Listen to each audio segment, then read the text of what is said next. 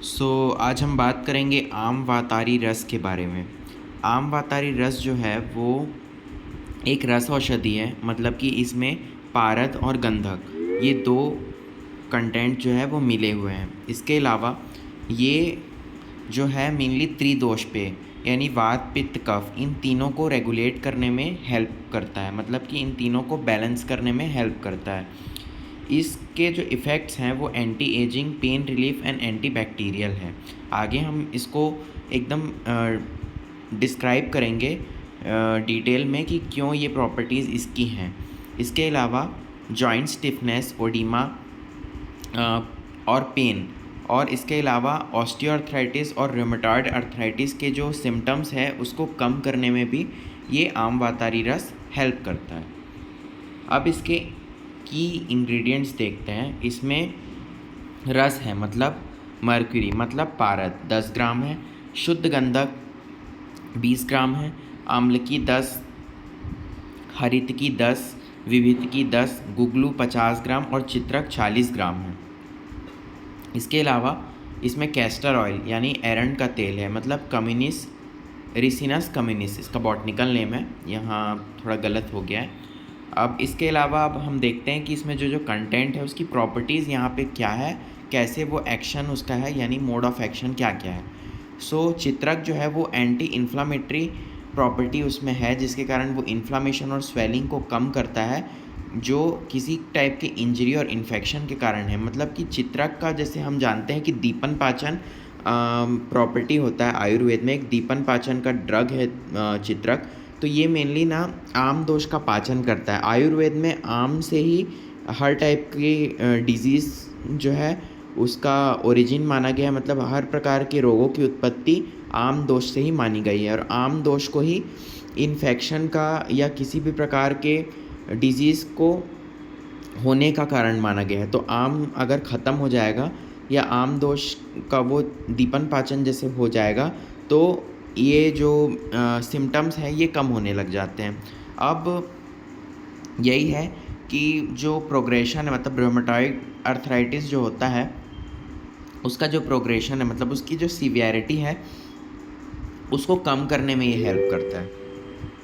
उसके अलावा इसका ना एक ब्रेन पे ये एक्ट करता है और नर्व्स को भी काम करता है, मतलब ट्रैंकुलाइजिंग इफ़ेक्ट कह सकते हैं इसको। एक मतलब एक प्रकार से नर्व्स जो होता है जो बहुत ज़्यादा स्ट्रेस्ड हो जाता है उसको ये जो है रिलीफ देने का काम करता है। इसके अलावा ये हीमोग्लोबिन और आरबीसीज़ के फॉर्मेशन में हेल्प करता है और एनीमिया के ट्रीटमेंट में भी हेल्प करता है चित्रक, क्योंकि पांडु रोग जो आयुर्वेद में है उसमें मंदाग्नि मुख्य कारण मानी जाती है और चित्रक एक दीपन पाचन औषधि है। तो दीपन पाचन करके अग्नि को सही करेगा, तो इसलिए एनीमिया यानी पांडु रोग में हेल्प करेगा ट्रीटमेंट में।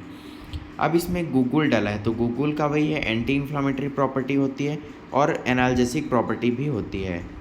ठीक है, तो ये वही रूमेटॉइड अर्थराइटिस के सिम्टम्स को मैनेज करने में हेल्प करता है। इसके अलावा ये यूरिन के फ़्लो को बढ़ा देता है, जिससे ये ब्लड प्रेशर को कम करता है और डिटॉक्सिफिकेशन मतलब कि जितनी भी गंदगी है बॉडी से उसको निकाल देता है। त्रिफला जो है वो भी पेन कम करता है और इन्फ्लामेशन को कम करने में ये भी हेल्प करता है। गंधक जो होता है वो बैक्टीरियल ग्रोथ को होने से रोकता है। इसके अलावा इसके की बेनिफिट्स देखेंगे तो ये पेन और मसल क्रैम्प, जैसे कि हमने देखा है कि इसमें त्रिफला डला हुआ है और पेन जो हो रहा है या जो भी है, पेन जो है वो एंटीऑक्सीडेंट प्रॉपर्टी जो रहती है त्रिफला की, उसके कारण ये क्रैम्प्स पे और पेन पे अच्छा एक्ट करता है। और एरंड का तेल भी इसमें है। एरंड का तेल जो होता है वो वात दोष में बेस्ट माना गया है और पेन जो है आयुर्वेद में वो वात के कारण उत्पन्न हुआ माना गया है। तो एरंड का तेल इन दोनों प्रॉब्लम्स को सॉल्व करने में हेल्प करता है, मतलब पेन को एरंड का तेल मेनली